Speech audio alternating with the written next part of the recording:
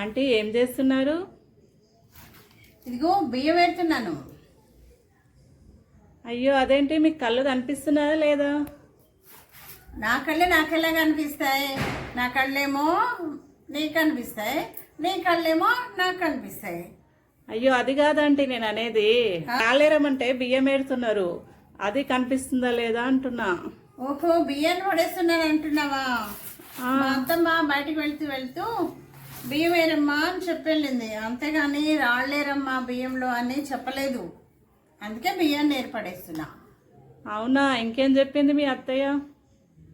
అన్నం వండమని కూడా చెప్పింది. మరి వండావా? వండుదామని కిచెన్లోకి వెళ్ళాను, అంతా వెతికాను అన్ని గిన్నెల్లో, కానీ అన్నం ఎక్కడా కనిపించలేదు వండుదామంటే. బియ్యం వండితే అన్నం అవుతుంది. అవునా?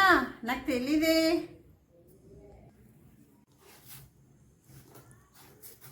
మీ అత్తయ్య ఇంకేం చెప్పలేదా?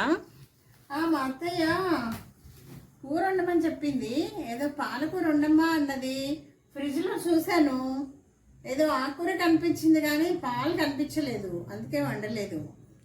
అయ్యో పిచ్చాంటీ, ఆ కూర పేరే పాలకూర, పాలు పోసి వండడం కాదు. అవునా? ఆ ఆకుకూరని పాలకూర అని అంటారా? నాకు తెలీదే. తోటకూర తోటకూర. ఎవరో ఒక అమ్మాయి రోజు ఇదే టైంలో వస్తుంది, తోటకూర తోటకూర అని అరుస్తూ ఉంటుంది. ఇంతకీ ఏ తోటకి వెళ్ళాలి?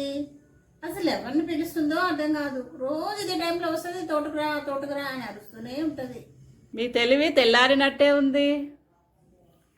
తెల్లారిందా? అంటే నాకు జ్ఞానోదయం అయిందన్నమాట.